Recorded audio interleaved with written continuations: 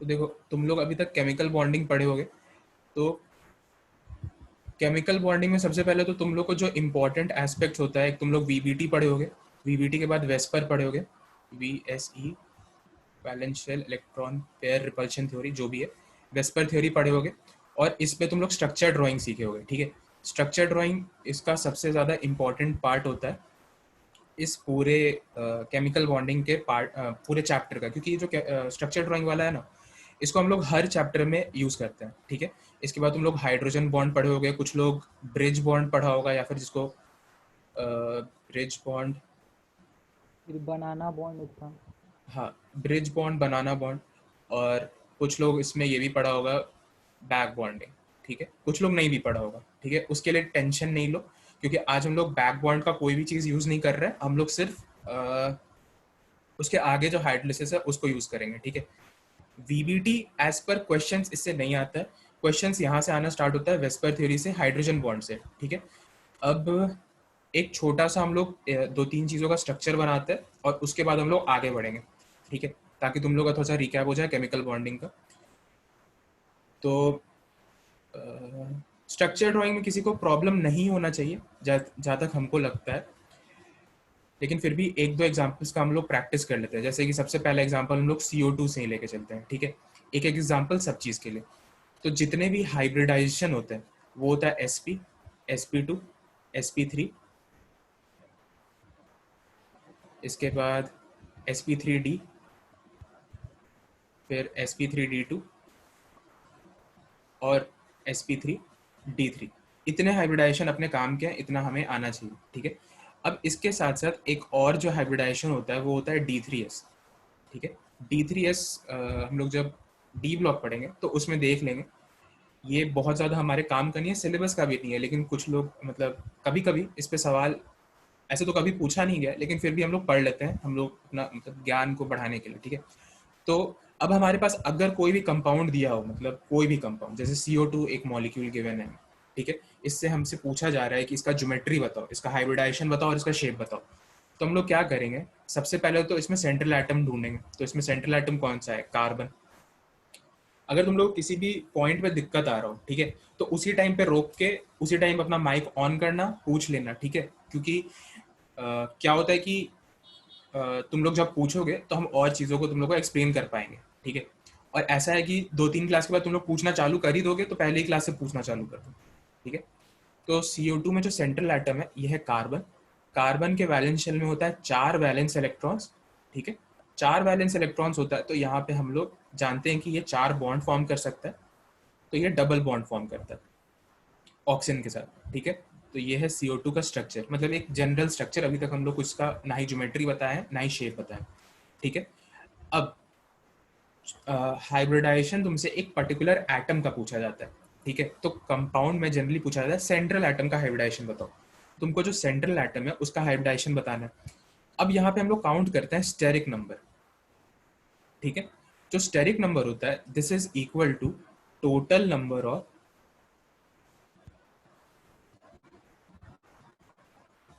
Sigma bonds plus lone pairs plus coordinate bond. ठीक है, ये हो गया तुम्हारा स्टेरिक नंबर का फॉर्मूला। इसमें जो कोऑर्डिनेट बॉन्ड वाला होता है इसको बहुत लोग सिग्मा बॉन्ड के कैटेगरी में ही मान लेता है और कोऑर्डिनेट बॉन्ड को फॉर्मूले में नहीं लिखता है। तो तुम्हारा मर्जी है, तुम उसको चाहो तो कोऑर्डिनेट बॉन्ड को अलग से काउंट कर लो, या सिग्मा बॉन्ड को ही कोऑर्डिनेट बॉन्ड हम लोग कहते हैं, कोवेलेंट बॉन्ड। ठीक है, तो यहाँ पे हम लोग सिग्मा बॉन्ड काउंट करेंगे और लोन पेयर काउंट करेंगे। तो यहाँ देखो, ये जो कार्बन है ये यहाँ पे 2 सिग्मा बॉन्ड बना रहा है और 2 पाई बॉन्ड बना रहा है। ठीक है, तो जो पाई बॉन्ड होता है उसको स्टेरिक नंबर कैलकुलेशन में हम लोग इन्वॉल्व नहीं करते। तो यहाँ पे इसका स्टेरिक नंबर कितना हो गया, इसका स्टेरिक नंबर हो गया 2।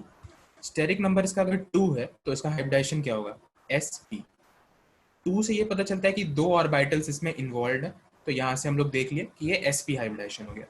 ठीक है, तो यहाँ पे जो CO2 था हम लोग का एग्जाम्पल फॉर sp हाइब्रिडाइजेशन। इसमें किसी को कोई दिक्कत?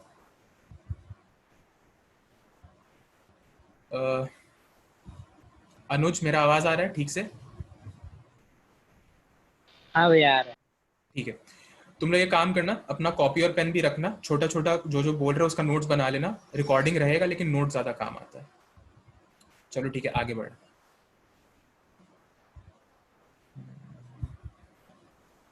अब इसके बाद हम लोग एक एग्जांपल देखते हैं BF3 का।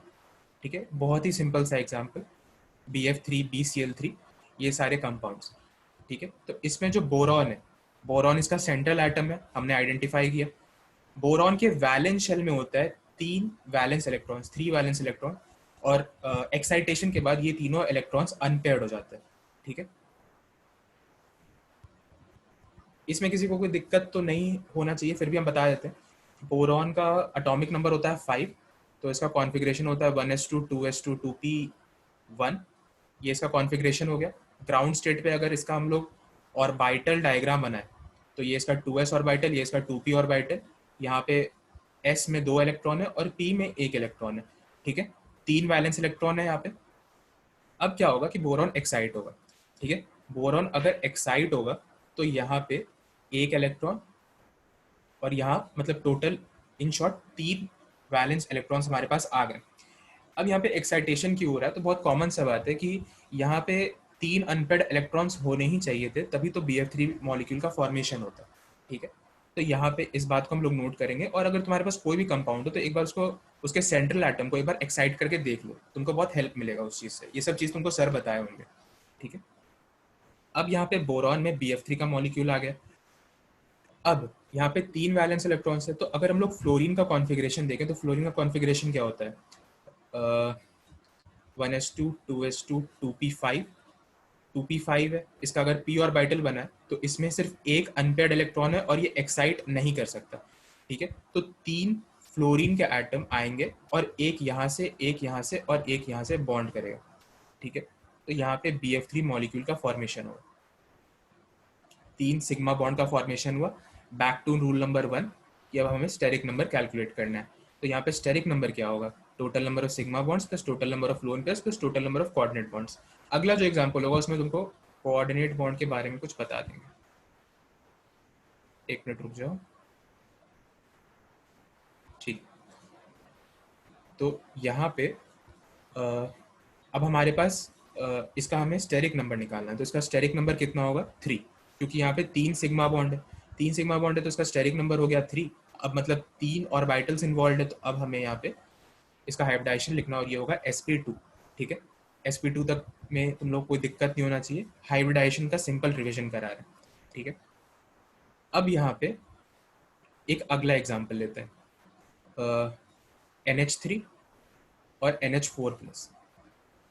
ठीक है, अब इसमें तुम लोग कुछ कुछ चीज़ें पता चलेंगी। यहाँ तक किसी को कोई भी डाउट है तो प्लीज़ जल्दी से बोलो, छोटा से छोटा डाउट है तो बोल दो। किसी भी चीज़ में दिक्कत है या चीज़ का रिविजन चाहिए तो बोल दो। नहीं चाहिए तो हम आगे बढ़ रहे हैं। NH3, ठीक है, और NH4+। तो NH3 का जो नाइट्रोजन है, इसका जो सेंट्रल एटम है, इसके वैलेंस शेल में होते हैं 5 वैलेंस इलेक्ट्रॉन्स। ठीक है, एक बार हम लोग उसको बना के भी देख लेते हैं। नाइट्रोजन का एटॉमिक नंबर कितना होता है? 7। तो यहाँ पे हो गया 1s2 2s2 2p3। ठीक है, अब यहाँ पे इसका जो वैलेंस शेल है, इसमें ये 2s और ये 2p। एक्साइटेशन का कोई पॉसिबिलिटी तुम लोग को दिख रहा है? नहीं दिख रहा होगा, क्योंकि यहाँ पे वेकेंट 3D ऑर्बिटल्स नहीं है, तो एक्साइटेशन नहीं हो सकता। और यहाँ पे 3 जो अनपेयर्ड इलेक्ट्रॉन्स है, इसके थ्रू बॉन्डिंग होगा। ओके, अब यहाँ पे जो 3 हाइड्रोजन है, हाइड्रोजन का कॉन्फ़िगरेशन कितना होता है? 1s1। ठीक है, मतलब s का सिर्फ एक इलेक्ट्रॉन है, और यहाँ पे 3 ऐसे ही हाइड्रोजन होंगे। ठीक है, तो एक यहाँ से पेयरिंग करेगा, एक यहाँ से और एक यहाँ से, और NH3 के मॉलिक्यूल का फॉर्मेशन होगा। ठीक है, तो सिंपली हम लोग बना देते हैं, एक H दूसरा H, या ऐसे नहीं बनाते, ऐसे बनाते हैं।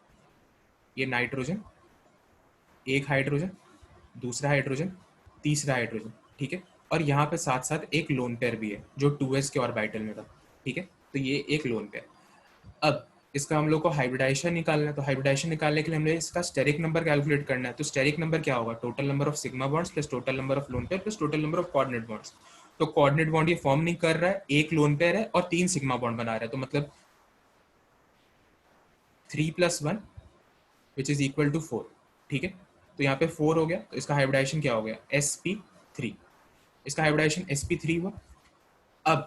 अब यहाँ से इस कंपाउंड से तुम लोग को ज़रूरत होगा एक कंसेप्ट का कि ज्योमेट्री क्या होती है और मॉलिक्यूल का शेप क्या होता है, ठीक है। तो मोस्ट प्रोबेबली तुम लोग को ये सब चीज़ पता है, बस हम इसको छोटा सा तुम लोग को ब्रीफ में रिविजन दे रहे हैं।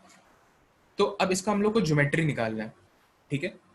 तो ज्योमेट्री निकालने के लिए मतलब इतना तो हमें पता है कि अगर किसी भी मॉलिक्यूल का सेंट्रल एटम का हाइब्रिडाइजेशन sp3 है, ठीक है, तो उस मॉलिक्यूल की ज्योमेट्री टेट्राहेड्रल होगी, ठीक है। तो जो NH3 मॉलिक्यूल है उसका जो ज्योमेट्री है वो टेट्राहेड्रल है। अब अगर हम लोग शेप की बात करें तो शेप निकालने के लिए हम लोग को इसका लोन पेयर को इग्नोर करना होता है और उसके बाद इसका जो ज्योमेट्री है उसे निकालना होता है। अब इसका अगर शेप टेट्राहेड्रल है तो इसको हम लोग ऐसे तो बना नहीं सकते, तो इसको हम लोग प्रॉपर टेट्राहेड्रल शेप में लेके आते हैं,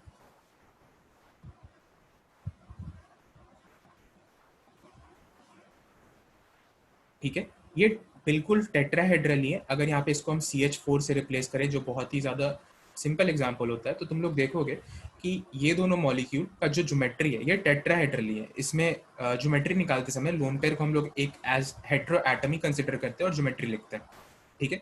अब अगर इसका शेप हम लोग को निकालना है तो इसका शेप निकालने के लिए हम लोग लोन पेयर को इग्नोर करते हैं, ठीक है। लोन पेयर को इग्नोर करते हैं तो यहाँ पे इसका शेप क्या हुआ, इसका शेप हुआ ट्रायगोनल पिरामिडल। अगर 3D में दिखाना चाहें तुम लोग को, रुको,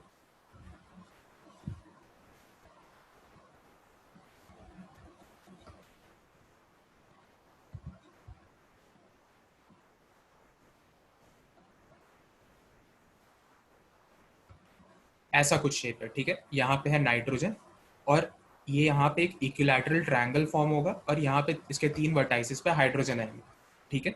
तो इसका शेप क्या हो गया, ट्राइगोनल पिरामिडल, ठीक है। और अगर लोन पेयर देखा जाए तो यहाँ पे इसका एक लोन पेयर है, लेकिन इसका शेप निकालते समय हम लोग इसका लोन पेयर को इंक्लूड नहीं करते हैं, ओके। अब इसके आगे बढ़ते हैं। अब इसका जो दूसरा काउंटर एग्जाम्पल है यह है NH4+, ठीक है। तो NH4+ के केस में हम लोग क्या करेंगे कि यहाँ पे एक नाइट्रोजन अपना सेंट्रल एटम, नाइट्रोजन के वैलेंस शेल में होता है 5 वैलेंस इलेक्ट्रॉन्स, तो यहाँ पे 3 हाइड्रोजन से तो ये बॉन्डेड होगा ही। अब चौथा जो हाइड्रोजन होगा वो कैसे बॉन्डेड होगा, इसके पास एक आएगा H+, ठीक है। H+ में जो 1s का ऑर्बिटल है ये वेकेंट होता है और यहाँ पे जो लोन पेयर होता है यहाँ पे कोऑर्डिनेट बॉन्ड का फॉर्मेशन करता है और अपना दोनों इलेक्ट्रॉन्स को ट्रांसफर कर देता है, ठीक है। तो यहाँ से फॉर्मेशन हुआ NH4+ का,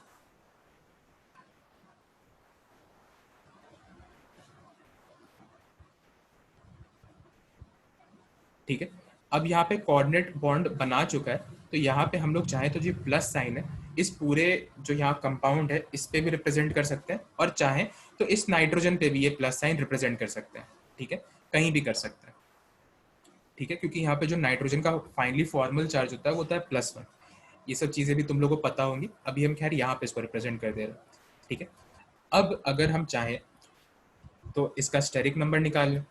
स्टेरिक नंबर निकालने के लिए जो हमारा पहला फॉर्मूला था total number of sigma bonds plus total number of loan pairs plus total number of coordinate bond, तो यहाँ देखो कि यहाँ पे 1 2 3 3 सिग्मा बॉन्ड है और एक कोऑर्डिनेट बॉन्ड है, तो इसलिए यहाँ पे +1, ठीक है। जो कोऑर्डिनेट बॉन्ड होता है इसको लोग सिग्मा बॉन्ड की तरह भी ट्रीट करता है, इसीलिए जो स्टेरिक नंबर का फॉर्मूला होता है उसमें कोऑर्डिनेट बॉन्ड कभी कभी लोग नहीं भी रखते, ठीक है। तो उससे कोई हमें हर्ज नहीं है।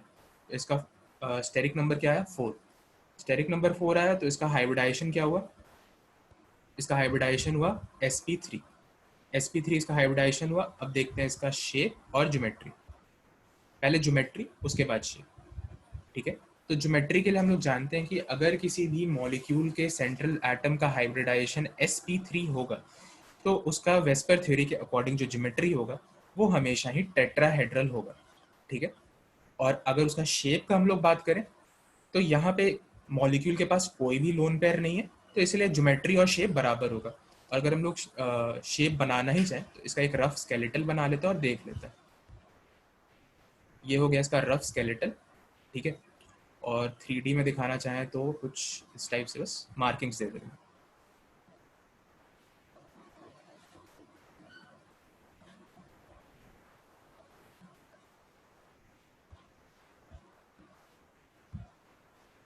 ठीक है, यहाँ पे हो गया हमारा हाइड्रोजन, यहाँ पे है नाइट्रोजन, और बेस पे एक इक्विलैटरल ट्रायंगल बनता है एक्चुअली, तो इसीलिए यहाँ पे हाइड्रोजन।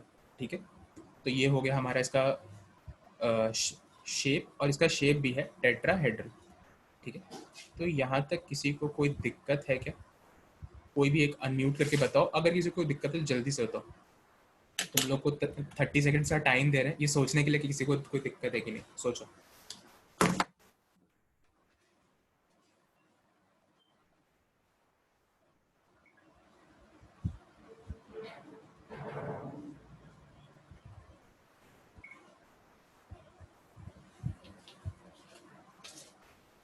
ठीक है, टाइम अप।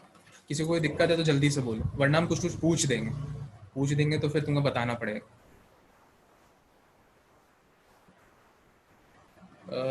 किसी को कोई दिक्कत नहीं है? इतना आता है सब? कोई भी एक बंदा या बंदी अपना माइक अनम्यूट कर लो और जल्दी से बताओ। निशांत कुमार, जल्दी से बताओ। यस भैया। कोई दिक्कत? नहीं भैया। म्यूट हो जाओ। अर्नव? नहीं नहीं। नहीं, कोई दिक्कत नहीं।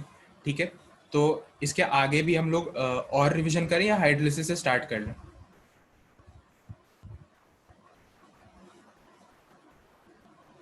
हाइड्रोलाइसिस से स्टार्ट कर देंगे। ठीक है, हाइड्रोलिसिस से स्टार्ट कर लेते हैं। बिल्कुल इसी तरीके से हम लोग शेप और स्ट्रक्चर बनाते हैं। तुम्हारे पास जो पुराना इसका रिकॉर्डिंग होगा उसको एक बार देख लेना, तुम लोगों को पता चल जाएगा। ठीक है, एक छोटा सा चीज़ हम बता देते हैं हाइड्रोजन बॉन्डिंग के बारे में भी, हो सकता है तुम लोग उसको भूल गए होगे, तो इसीलिए बस बता देता हूँ। हाइड्रोजन बॉन्ड, ठीक है, हाइड्रोजन बॉन्ड होता क्या है? तो hydrogen bond is just an attraction, just a force, Coulombic force of attraction जैसा होता है ना, बिल्कुल हाइड्रोजन बॉन्ड वैसा ही होता है। कोई ऐसा परफेक्ट बॉन्ड नहीं होता है, बस एक कूलम्बिक फोर्स ऑफ अट्रैक्शन है between H plus and the more electronegative atom. और वो मोर इलेक्ट्रोनेगेटिव एटम क्या हो सकता है? तो फ्लोरीन, हाइड्रोजन और फ्लोरीन, ऑक्सीजन और नाइट्रोजन। ठीक है, ये तीन, इनके बीच में जो अट्रैक्टिव फोर्स जनरेट होता है इसको हम लोग बोलते हैं हाइड्रोजन बॉन्ड। थोड़ा सा और एक्सप्लेन करते हैं इसके बारे में। ठीक है, अगर हमारे पास कोई भी मॉलिक्यूल है जिसमें एक हाइड्रोजन फ्लोरीन, ऑक्सीजन या नाइट्रोजन से डायरेक्टली अटैच्ड हो, ठीक है, डायरेक्टली मतलब सिग्मा बॉन्ड के थ्रू अटैच्ड हो, तो ये जो तीन एलिमेंट्स है ये बहुत ज़्यादा इलेक्ट्रोनेगेटिव होते हैं, बहुत ज़्यादा, मतलब पूरे पीरियोडिक टेबल में इनसे ज़्यादा इलेक्ट्रोनेगेटिव एलिमेंट और कोई होता ही नहीं। ठीक है, तो इस पे जो चार्ज डेवलप होगा ये डेल नेगेटिव चार्ज डेवलप होगा, और इस पे जो चार्ज डेवलप होगा ये डेल पॉजिटिव चार्ज डेवलप होगा, और इसका जो मैग्नीट्यूड होगा ये बहुत ही ज़्यादा होगा। ठीक है, तो इसके वजह से ये जो पर्टिकुलर हाइड्रोजन एटम है ये एलिजिबल हो जाएगा फॉर परफॉर्मिंग हाइड्रोजन बॉन्ड। ठीक है, ये हाइड्रोजन बॉन्ड करने के लिए एलिजिबल हो जाएगा। अब इसके पास इसके विसिनिटी में अगर कोई दूसरा मॉलिक्यूल आ रहा है जो लोन पेयर कंटेन कर रहा है, सपोज H2O आ रहा है और ये लोन पेयर कंटेन कर रहा है, तो इसके लोन पेयर और इसके हाइड्रोजन के बीच में एक अट्रैक्टिव फोर्स डेवलप होता है। ठीक है, इस अट्रैक्टिव फोर्स को ही हम लोग कहते हैं हाइड्रोजन बॉन्ड। अब ये लोन पेयर ऑक्सीजन पे है, तो हम लोग ऐसा भी कह सकते हैं कि ये जो फोर्स ऑफ अट्रैक्शन है ये इस हाइड्रोजन और इस ऑक्सीजन के बीच में है। ठीक है, तो just it is a Coulombic force of attraction and nothing more. ठीक है, और इसका जो टेक्निकल डेफिनेशन होता है ये थोड़ा सा डिफिकल्ट होता है। It is a rapid equilibrium of shifting of hydrogen between two atoms, इस टाइप से कुछ इसका एक प्रॉपर डेफिनेशन बनता है, लेकिन काम का हमारा यही था। ठीक है, अब तुम लोग ज़रूर सुने होगे कि Cl भी हाइड्रोजन बॉन्ड करता है, तो इसके बारे में जब ऑर्गेनिक केमिस्ट्री में तुम लोग को पढ़ना होगा तो सर तुम लोग को बता देंगे। ठीक है, क्लोरल हाइड्रेट वगैरह के फॉर्म में वो हाइड्रोजन बॉन्ड कर लेता है।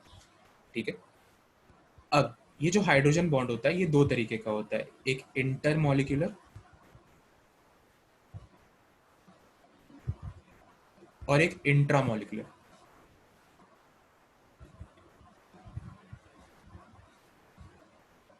ठीक है, तो इंट्रा का मतलब होता है विद इन अ मॉलिक्यूल। ठीक है, विद इन और मॉलिक्यूल का मतलब विद इन अ मॉलिक्यूल, ठीक है, और इंटर मॉलिक्यूल मतलब बिटवीन टू मॉलिक्यूल्स।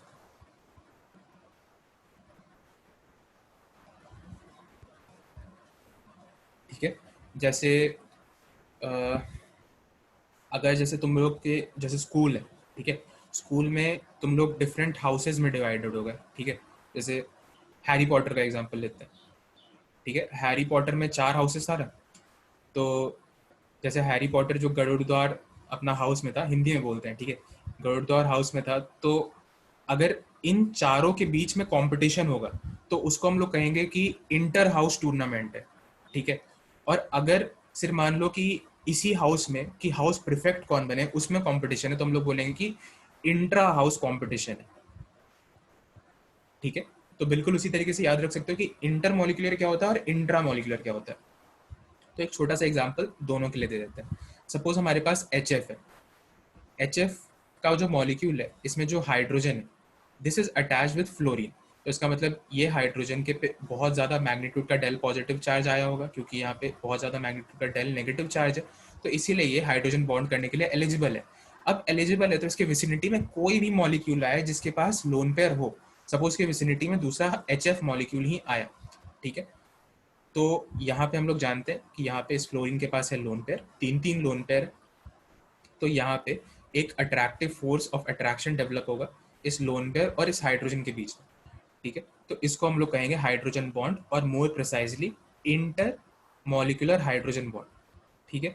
अब इसका तुम लोग सुने होंगे कि जिगजैग शेप होता है ये सब, और फिर वाटर मॉलिक्यूल का अगर इंटर मॉलिक्यूलर हाइड्रोजन बॉन्ड देखें तो वो एक क्यूब बनाता है, क्लोज क्यूब शेप स्ट्रक्चर बनाता है, ये सब चीज़ें। एक कर्व भी आता है डेंसिटी वाला, कुछ इस टाइप का कर्व होता है, density of water versus temperature, ये सारी कर्व्स जो एनसीईआरटी में गिवन है, ये सब चीज़ तुम लोग डेफिनेटली देखे होगे, ऐसा हमको उम्मीद है, तो इस चीज़ को हम डिस्कस नहीं कर रहे हैं। अब यहाँ पे एक आखिरी चीज़ कि इंट्रामोलिकुलर हाइड्रोजन बॉन्ड क्या होता है, तो intramolecular hydrogen bond with in a molecule अगर होगा तो उसको इंट्रामोलिकुलर हाइड्रोजन बॉन्ड बोलेंगे। अब इसका एग्जाम्पल है ऑर्थोनाइट्रोफिनॉल। अभी नाम पे ज़्यादा फोकस मत करो अगर नाम नहीं आता तो, मतलब बेसिकली इसमें जो लोन पेयर कंटेनिंग स्पीशीज है और हाइड्रोजन है वो विद इन एक ही मॉलिक्यूल में प्रेजेंट होता है,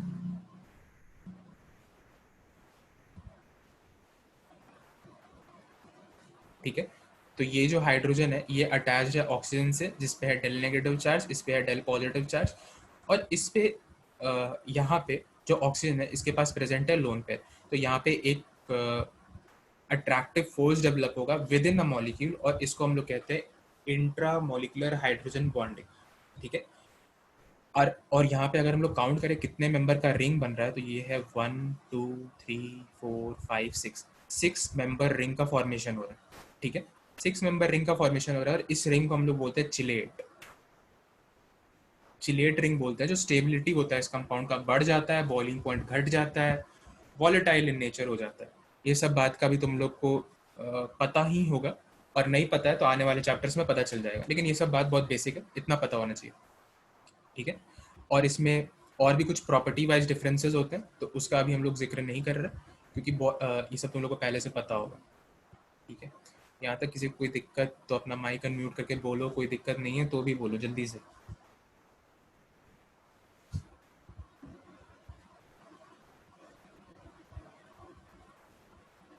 कोई दिक्कत?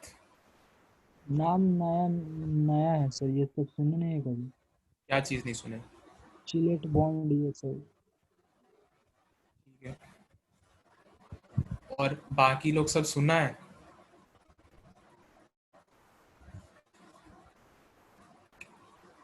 यार अगर नहीं पता है तो बोलो, हमको पता कैसे चलेगा तुमको क्या नहीं पता है क्या पता है। हम लोग के पास ऐसे टाइम कम है, मेरा सिर्फ वीकेंड को छुट्टी होता है, उस समय ही आ सकते हैं, और उसके बाद तुम लोग हमको टेलीग्राम पे या व्हाट्सएप पे मैसेज करोगे, इससे अच्छा है कि तुम हमको अभी बता दो क्या पता है क्या नहीं पता है।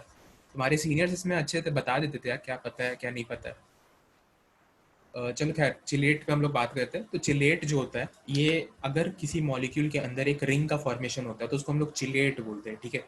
ये एक जस्ट एक टर्म है, जैसे यहाँ पे एक रिंग का फॉर्मेशन हो रहा है ना, तो इसको हम लोग बोलते हैं चिलेट, ठीक है, इसमें कोई दिक्कत नहीं है।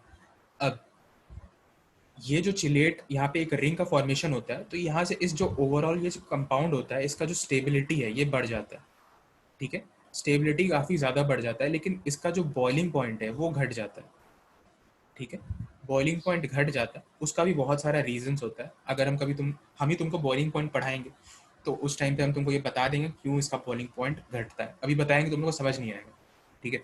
तो इसका बॉइलिंग पॉइंट घट जाता है और इसको हम लोग स्टीम वॉलेटाइल बोलते हैं, ठीक है। तो ये स्टीम वॉलेटाइल इन नेचर हो जाता है। इन दोनों टर्म्स को बस याद रखना कि ऐसा कुछ होता है, तो तुम लोग को जब हम एग्जैक्ट बॉइलिंग पॉइंट और मेल्टिंग पॉइंट का ऑर्डर्स बताएंगे तब तुम लोग को थोड़ा सा आसानी होगा, ठीक है, कोई दिक्कत नहीं। आगे बढ़ते हैं।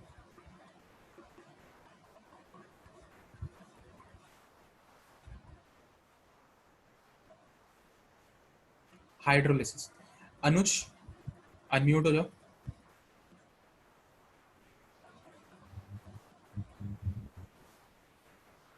हेलो, हाँ भैया। दिखाई दे हाँ रहा है? अनम्यूट हो। नोट्स हाँ दिखाई दे रहा है हाँ दिख रहा है। अच्छे से? किसी को कोई दिक्कत नहीं ना नोट्स में दिखने में? मतलब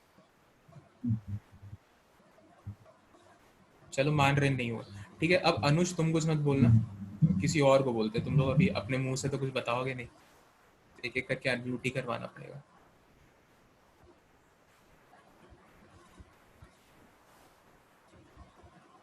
वैष्णवी अनम्यूट हो जाओ।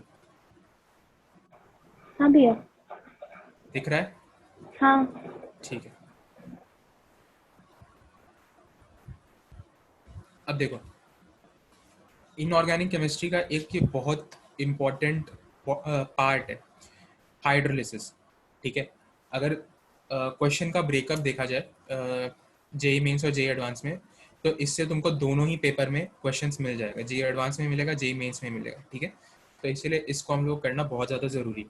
हाइड्रोलिसिस को दूसरे एक दो टॉपिक के साथ मिक्स करके बताया जा सकता है, और तुम लोग इसको ऑर्गेनिक केमिस्ट्री में तो बहुत डिटेल में पढ़ोगे, लेकिन ऑर्गेनिक और इनऑर्गेनिक में जो हाइड्रोलिसिस है थोड़ा सा अंतर होता है, क्योंकि यहाँ पे जो कंपाउंड्स है वो लिमिटेड है, इनऑर्गेनिक कंपाउंड्स बहुत लिमिटेड कंपाउंड्स होते हैं, तो इसीलिए हम लोग को इसको देखना पड़ेगा, ठीक है। तो हम लोग स्टार्ट करते हैं। एक देखो, ऑर्गेनिक और इनऑर्गेनिक में दोनों का हाइड्रोलाइसिस का कंसेप्ट एक ही होगा ना? हाँ कंसेप्ट एक ही होगा। हाइड्रो का मतलब होता है वाटर और लिसिस का मतलब होता है break down. So break down with the help of water is known as hydrolysis. तो ये दोनों में सेम है, लेकिन इनऑर्गेनिक में बोला जाता है तुम इसको याद कर लो, सिर्फ याद कर लो। तो ऐसे तो तुमको जिंदगी भर एक डर लगा रहेगा, जिंदगी भर नहीं मतलब अपने 2 साल के टाइम में, कि अगर तुम्हारे पास कोई एक नया कंपाउंड आ गया तुम उसका हाइड्रोलिसिस कैसे करोगे, ठीक है। तो इसीलिए तुमको जो भी हम रूल्स बताएंगे उसके बेसिस पे हम लोग इसको कर सकते हैं, ठीक है। एक चीज बस हमको तुम लोग से ये जानना है कि तुम लोग को SN1, SN2, SNAE ये 3 चीज आता है कि नहीं? आता है, थोड़ा सा दिक्कत होगा तो SNAE में। SNAE ठीक है, हम लोग SNAE का बहुत ज्यादा यूज नहीं करेंगे। SN1, SN2 अच्छे से आता है, SNAE को हम लोग एक्सेप्शन जैसा याद कर लेंगे, ठीक है। और जिसको उसमें आता है हम उसको एक्सप्लेन कर देंगे, ठीक है। तो आगे बढ़ा जाए। अब इसमें ये जो नोट्स है, ठीक है, इसमें क्या क्या पढ़ना है वो हम तुमको टाइम टू टाइम बता देंगे। जैसे यहाँ पे जो भी चीज़ पेंसिल से लिखा हो उसको मत पढ़ना, जो भी चीज़ पेन से लिखा हो उसको पढ़ना, ठीक है। ये मेरा वही नोट्स है जो हम मेरा जिससे हम पढ़े, ठीक है। तो अभी टाइम बचाने के लिए तुम लोग को भी उसी से हम बता रहे हैं। अब सर देखो, हाँ हम बोलो। लोग को तो सर पेन ही लग रहा है, पेंसिल से कोई दिख ही नहीं रहा। पेंसिल से आगे दिखेगा, जैसे ये चीज़ पेंसिल से लिखा हुआ है, इतना चीज़ पेंसिल से लिखा हुआ है, आगे बहुत सारा चीज़ पेंसिल से लिखा होगा। पेंसिल से एक्चुअली वहाँ पे बहुत सारी चीज़ जो बात होता था, जैसे जो टीचर हमको बताते थे, कोई जोक सुनाते थे तो उसको लिख लेते थे, ठीक है, क्योंकि हर चीज़ का एक मतलब होता है। तो वो सब चीज़ को तुम लोग को पढ़ने की ज़रूरत नहीं, ठीक है। अब खैर आगे बढ़ते हैं। हाइड्रोलिसिस। हाइड्रोलिसिस मतलब breakup with the help of water. तो किसी भी कोई भी तुम्हारे पास एक मॉलिक्यूल गिवन है, सपोज तुम्हारे पास BCl3 का ही मॉलिक्यूल गिवन है, ठीक है। जो सबसे सिंपल, अभी उसका हाइब्रिडाइजेशन भी हम लोग देख रहे थे, sp2 इसका हाइब्रिडाइजेशन होता है, शेप ट्रायगोनल प्लेनर होता है, ठीक है। तो अगर इसका हम लोग को हाइड्रोलिसिस देखना है, तो ये जब वाटर से रिएक्शन करेगा then this is termed as hydrolysis. अब इसका हम लोग हाइड्रोलिसिस करेंगे कैसे, ठीक है। तो यहाँ पे इसके कुछ रूल्स होते हैं जो हम लोग SN1, SN2 और SNAE के बेसिस पे इसका हाइड्रोलिसिस करते हैं। ऐसे बहुत सिंपल है, ठीक है। तो अगर तुम्हारे पास कोई भी मॉलिक्यूल हो, कोई भी मॉलिक्यूल, इसका जो सेंट्रल एटम है, ठीक है, इस पे डेल पॉजिटिव चार्ज हो, मतलब ओवरऑल जो पॉजिटिव चार्ज हो, एंड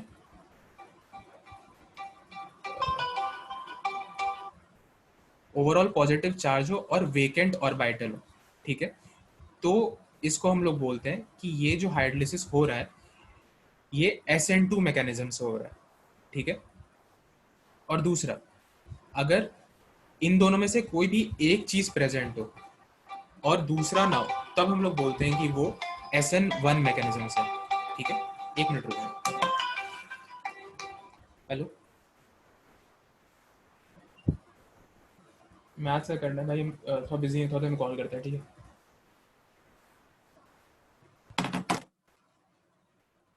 ठीक है, तो इन दोनों में से अगर कोई भी एक कंडीशन सेटिस्फाई ना हो रहा हो तो वो मैकेनिज्म कहलाता है SN1, ठीक है। SNA का कोई सच कंडीशन नहीं होता है, वो जब वो कुछ एक पर्टिकुलर केसेस में यूज होता है तो हम लोग उसको देख लेंगे। और एक और चीज तुम लोग सुने होगे, स्टेरिक हिंड्रेंस,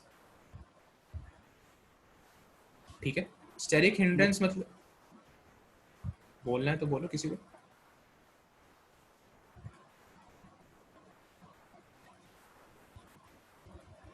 ठीक है, स्टेरिक हिंड्रेंस तुम लोग सुने होगे।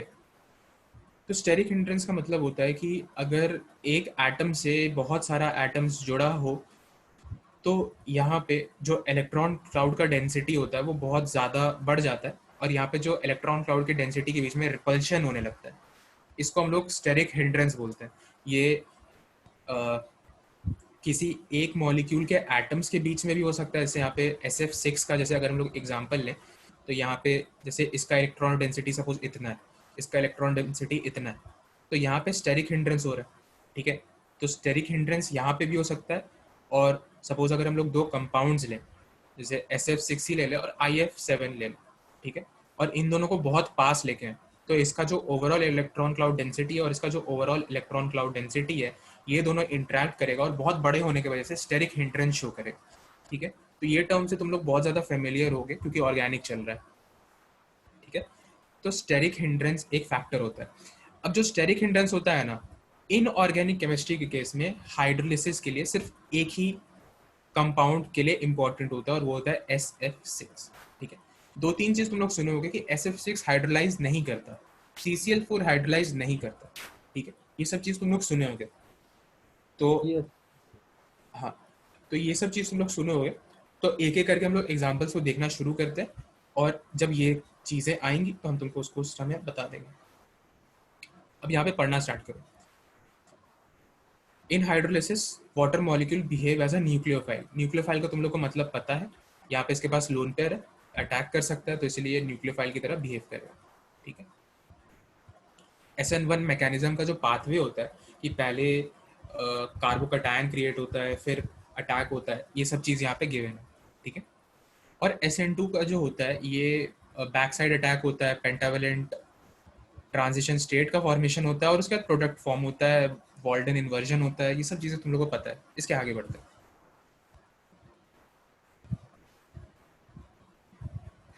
ठीक है।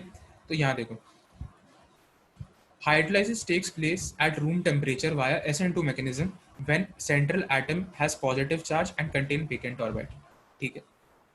तो जो हाइड्रोलिसिस है ये रूम टेम्परेचर पे वाया SN2 मैकेनिज्म तभी हो सकता है जब ये पॉजिटिव चार्ज कंटेन करे, मतलब जो भी एटम है वो पॉजिटिव चार्ज कंटेन करे और सेंट्रल सॉरी जिसका वो एटम है वो वेकेंट ऑर्बिटल्स भी कंटेन करे, ठीक है।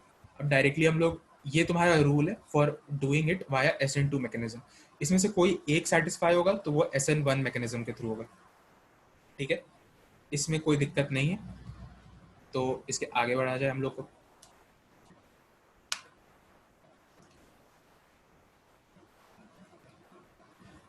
नोट्स आप भेजेंगे या हम लोग को मतलब स्क्रीनशॉट लेना है? नहीं नहीं, नोट्स हम भेज देंगे, चिंता नहीं करो। ठीक है। तो यहाँ पे जैसे SiCl4 का एग्जांपल लेते हैं, ठीक है, सबसे बेसिक एग्जांपल, इसको हम लोग टेट्राक्लोरोसिलेन भी कहते हैं, ठीक है। नाम तुम लोग को शायद पता ना हो, तो इसका नाम आज से याद कर लो, टेट्राक्लोरोसिलेन बोलते हैं। सिलेन के जो नाम होता है वो हम तुमको बता देते हैं। SiH4 जो होता है इसको हम लोग बोलते हैं सिलेन, ठीक है। और SiCl4 को बोलते हैं टेट्राक्लोरोसिलेन।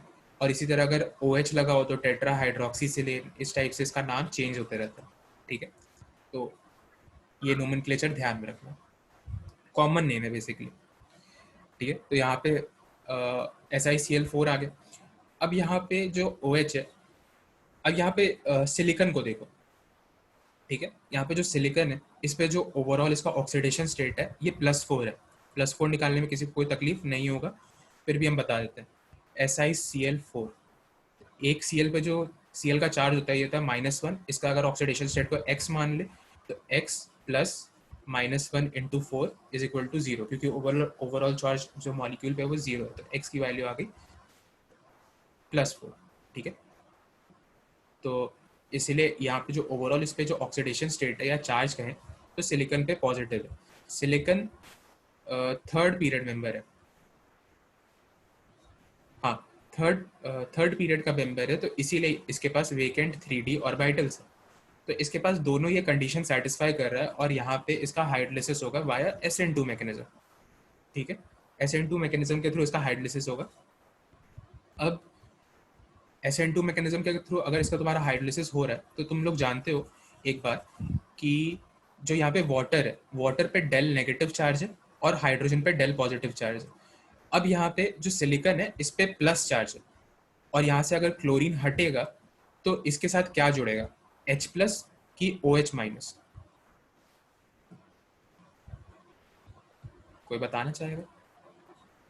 इसके साथ जुड़ेगा OH माइनस, ठीक है, क्योंकि सिलिकॉन के पास प्लस चार्ज था तो इसके साथ जुड़ना है तो OH माइनस को ही जुड़ना होगा, ठीक है। इसमें किसी को कोई दिक्कत?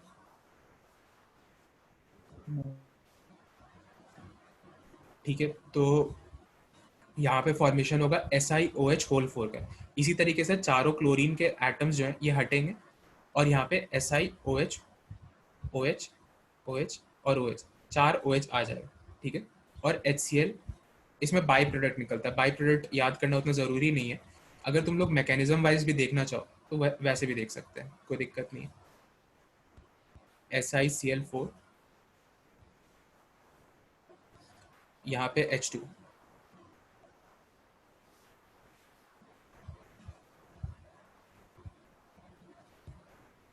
ठीक है।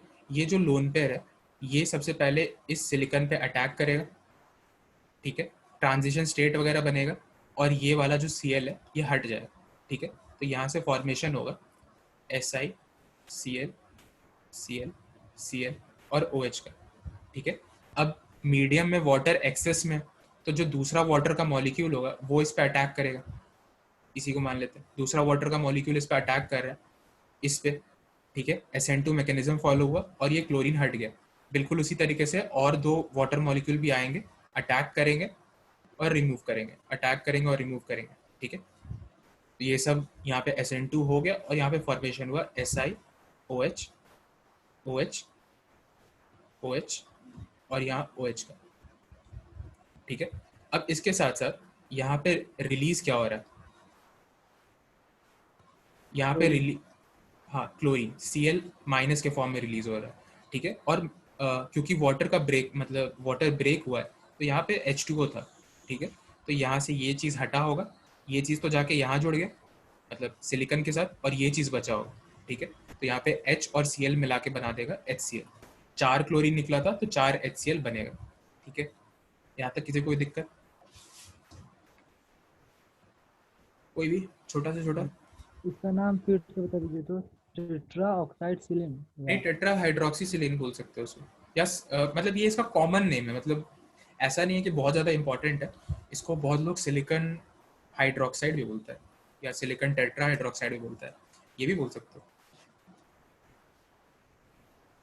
ठीक है। ओके। तो ये चीज़ हो गया, इसको समझने में कोई दिक्कत आया? वाटर वाटर तो पॉलर प्रोटिक है ना, फिर भी SN2। हाँ, वाटर पोलर प्रोटिक होता है डेफिनेटली, लेकिन ये मतलब एज अ शॉर्ट ट्रिक है, मतलब ये SN2 मैकेनिज्म के थ्रू ही जाता है। ठीक है, ये अच्छा सवाल था। ये पोलर प्रोटिक सॉल्वेंट होने के बाद भी SN2 मैकेनिज्म के थ्रू ही यहाँ पे ब्रेक डाउन करता है। ठीक है, वो जो तुम लोग पोलर प्रोटिक पोलर ए प्रोटिक पढ़े थे वो इनऑर्गेनिक केमिस्ट्री के लिए पढ़े, सॉरी ऑर्गेनिक केमिस्ट्री के लिए पढ़े। ठीक है, तो इस चीज़ से कंफ्यूज मत होना। एक ब्रीफ डिस्टिंक्शन रखना कि यहाँ पे जो, क्योंकि यहाँ पे जो एक ही न्यूक्लियोफाइल है वाटर, वो कभी SN1 कराएगा, कभी SN2 कराएगा। ठीक है, वो बस दो चीज़ पे डिपेंड कर रहा है, एक वेकेंट ऑर्बिटल और डेल पॉजिटिव चार्ज, इन दोनों चीज़ों पे। ये दोनों है तो SN2 कराएगा, और नहीं है तो SN1 कराएगा। इन दोनों में से कोई एक नहीं भी है तो भी SN1 कराएगा। ठीक है, और किसी को डाउट? कोई भी? कोई भी नहीं है तो आगे बढ़ते हैं।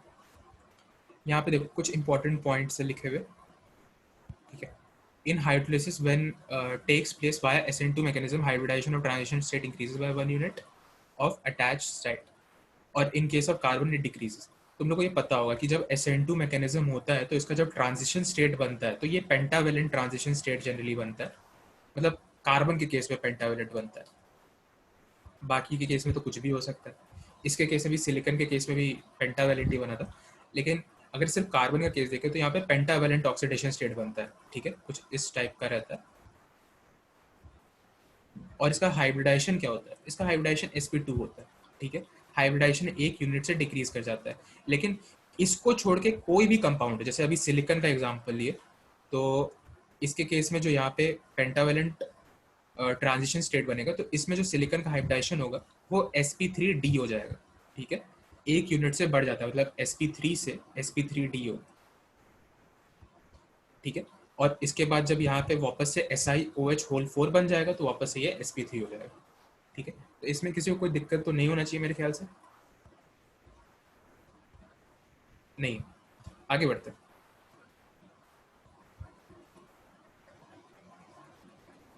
ये इसका मैकेनिज्म लिखा हुआ है। ठीक है, ये हम तुमको एक्सप्लेन कर दिए थे। NCl3 बहुत पीछे इंपॉर्टेंट लिखा हुआ था take care of in carbon case. क्या? फिर से बोलो। पीछे पीछे लिखा हुआ था take care in the case of carbon, हाँ बिकॉज डिक्रीज डिक्रीज हो जाता है वहाँ का। ये हाँ, क्या था? वो तुम लोगों को जैसे अभी बताया यहाँ पे कि कार्बन के केस में जो हाइब्रिडाइजेशन होता है वो sp2 हो जाता है, उसका मतलब जब ट्रांजिशन स्टेट अचीव होता है। तो जैसे मान लो कोई कंपाउंड, जैसे अगर मान लो कार्बन के किसी कंपाउंड का SN2 रिएक्शन हो रहा है, ठीक है, तो उसमें जो पेंटावेलेंट ट्रांजिशन स्टेट बनता है तो उसका हाइब्रिडाइजेशन sp2 होता है ना, तो बस वही लिखा हुआ है कि वो sp3 से sp2 हो जाएगा।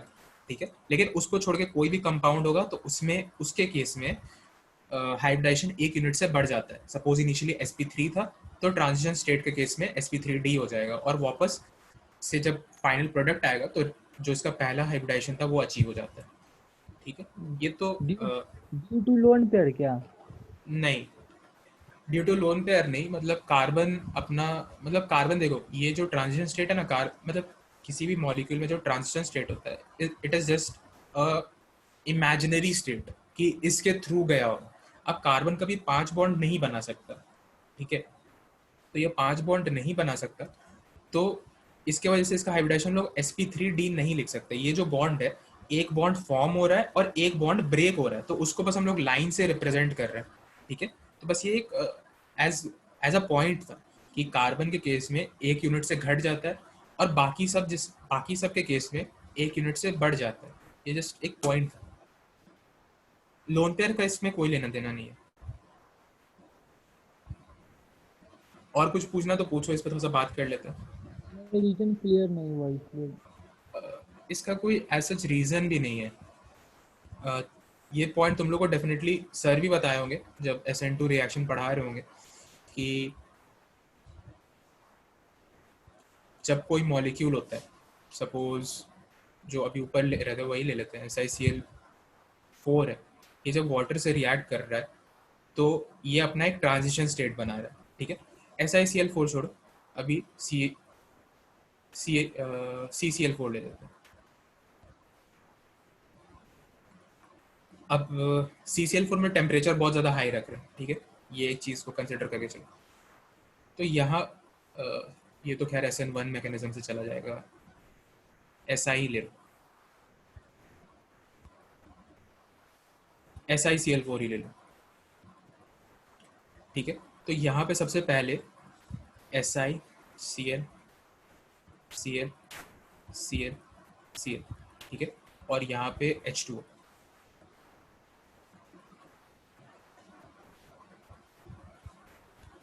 ये यहाँ पे अटैक किया, ठीक है, और यहाँ से बॉन्ड ब्रेक हुआ। अब ये जो स्टेट है ये इसका ट्रांजिशन स्टेट है, ठीक है, ये इसका ट्रांजिशन स्टेट है। तो अब यहाँ पे देखो, इसको हम ऐसे भी बना सकते हैं, SI Cl Cl Cl, यहाँ से Cl और यहाँ से Cl, ठीक है। तो ये जो है यहाँ पे एक बॉन्ड अभी फॉर्म हो रहा है, सॉरी यहाँ OH, एक बॉन्ड फॉर्म हो रहा है और एक बॉन्ड ब्रेक हो रहा है, ठीक है। तो ये चीज़ है। तो इसको जो हम लोग बोलते हैं, ये बोलते हैं पेंटावेलेंट ट्रांजिशन स्टेट। अगर इसमें से तुमको कोई सिलिकॉन का हाइब्रिडाइजेशन पूछे तो ये होगा sp3d, ठीक है। हर केस में तुम्हारा sp3d ही होगा, लेकिन इसका एक एक्सेप्शन है, ठीक है, कार्बन का केस। अगर यहाँ पे कार्बन का कोई कंपाउंड बताओ जिसमें SN2 होता है, तुम ही बताओ।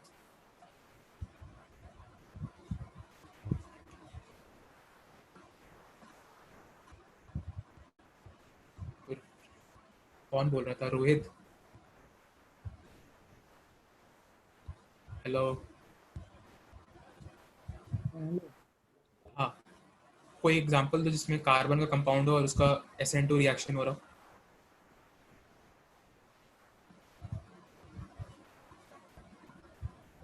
कोई भी अल्कोहल ले लो।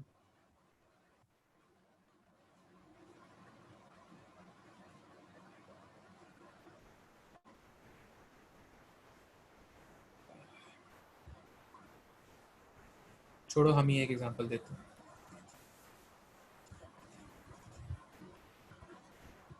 जैसे CH4 मॉलिक्यूल है, ठीक है, और तुम्हारे पास यहाँ पे न्यूक्लियोफाइल है Br-, ठीक है। तो Br- पे रिएक्ट करेगा और यहाँ से एक हाइड्रोजन, सॉरी, यहाँ रिएक्ट करेगा और यहाँ से एक हाइड्रोजन रिमूव होगा, ठीक है। यहाँ से एक हाइड्रोजन रिमूव हो रहा है, तो यहाँ पे भी जो ट्रांजिशन स्टेट बनेगा, ये जो पॉइंट है ये इसका ट्रांजिशन स्टेट का पॉइंट है, ठीक है। यहाँ पे एक हाइड्रोजन, यहाँ दूसरा हाइड्रोजन, यहाँ तीसरा हाइड्रोजन, यहाँ Br और यहाँ Br, सॉरी H। तो ये एक फैक्ट होता है कि यहाँ जो कार्बन का हाइब्रिडाइजेशन है ये sp2 है, एक्सपेरिमेंटली देखा गया ये sp2 है, ठीक है। एक यूनिट से घट गया, इनिशियली sp3 था, अब sp2 हो गया। अब जब फाइनली प्रोडक्ट बनेगा तो यहाँ क्या बनेगा? CH3Br, और ये क्या होगा? वापस sp3 हो जाएगा। ये हम कहना चाह रहे हैं। अब ट्रांजिशन स्टेट पे कुछ भी चीज़ जो पाया जा रहा है वो तो एक्सपेरिमेंटली हम लोग देख रहे हैं ना। हाँ। तो बस ये तुमको बता रहे थे कि कार्बन के केस में एक यूनिट से घट जाता है और बाकी हर केस में एक यूनिट से बढ़ जाता है, ठीक है। यार चलो आगे बढ़ते हैं। अब यहाँ पे एक बहुत इम्पॉर्टेंट केस है, ठीक है, ये तुम्हारे स्कूल में बहुत पूछा जाएगा। ये वाला जब भी पी ब्लॉक हो रहा होगा तो बोर्ड वोर्ड में भी पूछ देता है, ठीक है। NCl3 का हाइड्रोलिसिस करो, ठीक है, और इसमें मैकेनिज्म कौन सा होगा? तो हम लोग देखते हैं इसमें, यहाँ देखते हैं NCl3 प्लस H2, ठीक है। अब यहाँ देखो कि यहाँ पे जो नाइट्रोजन है इसका ऑक्सीडेशन स्टेट क्या है, कोई बताओ।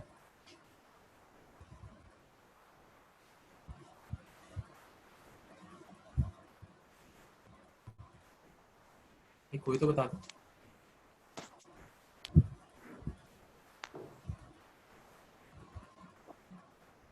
जीरो है यहाँ पे। नाइट्रोजन का पूछना है यार, तुम लोग खुद से बोलोगे नहीं, तुम लोग को बुलवाना पड़ेगा क्या? और जीरो कौन बोला अभी?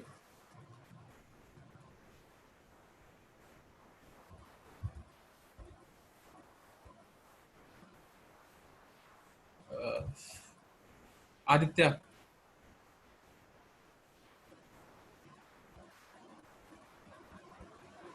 इसका ऑक्सीडेशन स्टेट बताओ, जल्दी बताओ।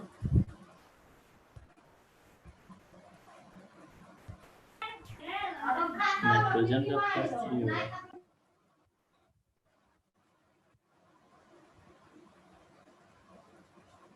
छोड़ो। यशी गुप्ता, तुम बताओ।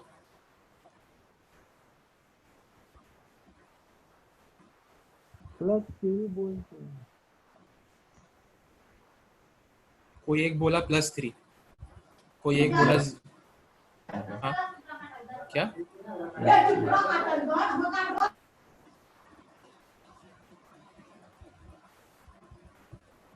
एक मिनट। अंशु, अंशु नाम था ना? -3। -3 नया ऑप्शन। कौन बोल रहा है? बता भी दो अपना नाम। अंशु।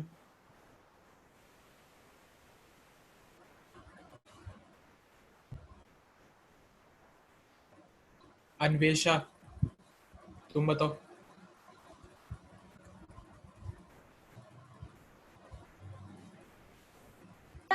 सर +3 होगा। +3 में एक और बंदा। यार तुम लोग कुछ बोलते क्यों नहीं हो? स्टार्टिंग में हम किससे बात कर रहे थे? रुको।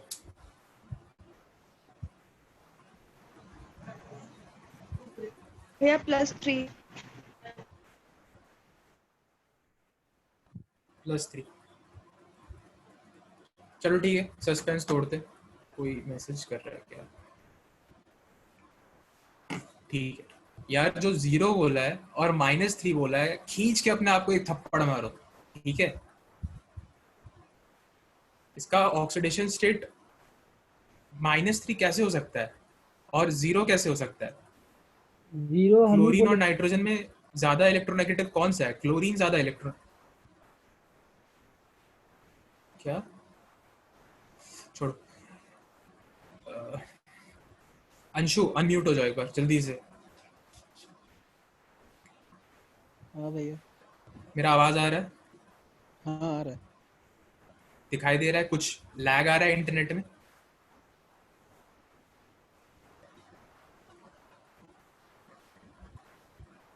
नहीं। हल्का सा अंशु, ग्लिच आता है।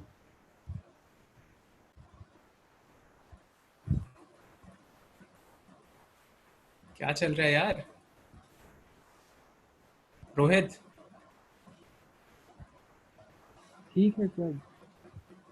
ठीक है। इसका जो ऑक्सीडेशन स्टेट है, क्लोरीन का +1 होगा, यहाँ पे भी एक +1, यहाँ पे भी एक +1, तो ये -3 हो गया ना?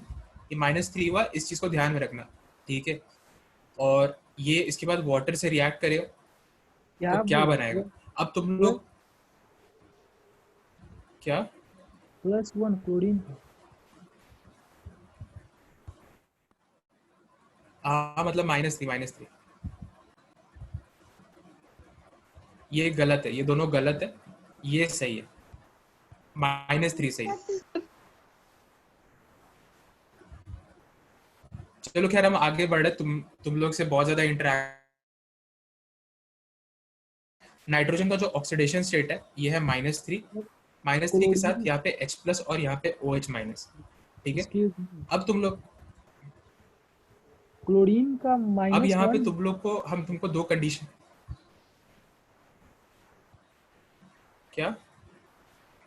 क्लोरीन का -1 होगा ना, और 3 क्लोरीन है तो फिर +3 हो जाना चाहिए। क्लोरीन का इलेक्ट्रोनेगेटिविटी नाइट्रोजन से कम होता है, ये ज्यादा इलेक्ट्रोनेगेटिव होता है, ये कम इलेक्ट्रोनेगेटिव होता है। ओके।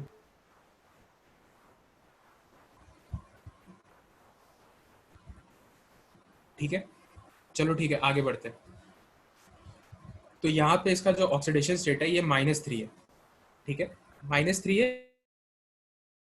हम लोग को हम दो कंडीशन बताए थे कि हमेशा एक एटम पे चेक करना कि उसका ऑक्सीडेशन स्टेट पॉजिटिव है एंड उसके पास वेकेंट ऑर्बिटल है। अगर ये दोनों चीजें हैं तो SN2 मैकेनिज्म के थ्रू उसका जो होगा हाइड्रोलिसिस हो जाएगा, ठीक है? अब यहाँ तुम लोग को दिख रहा है कि नाइट्रोजन के पास जो ऑक्सीडेशन स्टेट है ये -3 है, लेकिन यहाँ पे जो क्लोरीन है, इसका जो दूसरा एटम क्लोरीन, इस पे जो ऑक्सीडेशन स्टेट है ये +1 है, और क्लोरीन क्योंकि थर्ड पीरियड एलिमेंट है तो इसके पास वेकेंट 3d ऑर्बिटल्स भी है। तो इसका मतलब कि जो SN2 मैकेनिज्म होगा ये नाइट्रोजन से नहीं होगा, ये होगा क्लोरीन से, ठीक है। ये क्लोरीन के थ्रू ये मैकेनिज्म कंटिन्यू होगा, ओके। और यहाँ पे जो प्रोडक्ट आएगा ये होगा NH3 और HOCl, ठीक है। कैसे? तो ये बहुत सिंपल था कि यहाँ पे जो OH है ये Cl से रिएक्ट करेगा और बनाएगा HOCl, और 3 मोल HOCl बनेगा और 1 मोल NH3 बनेगा।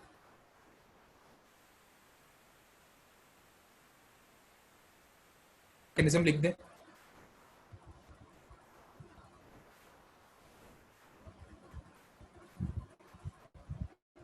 पूरा मैकेनिज्म लिखते हैं और क्लास को एंड करते हैं, ठीक है।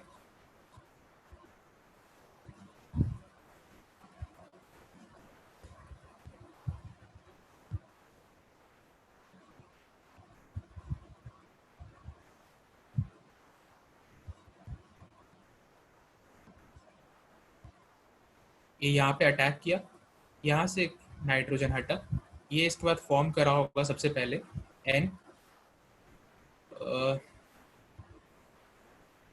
Cl Cl H plus HOCl,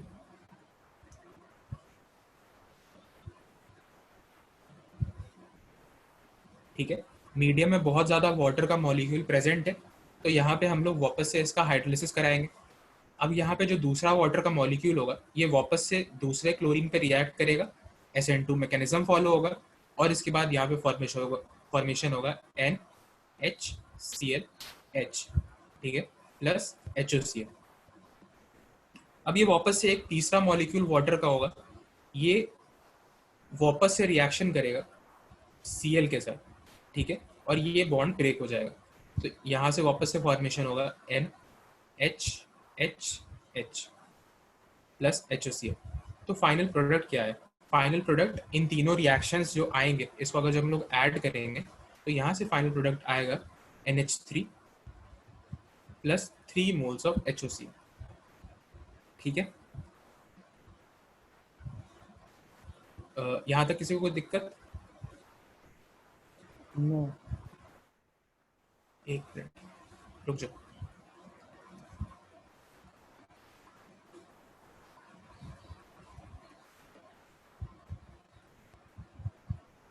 सब कोई अपना माइक अनम्यूट करो एक बार। सब कोई मतलब देखो कैसा लगा क्लास, थोड़ा इंटरेक्ट करते हैं, तो इसीलिए हर कोई एक एक फीडबैक देगा कि उन लोगों को कैसा लगा, ताकि अगली बार से हम लोग देखें उसके ऊपर।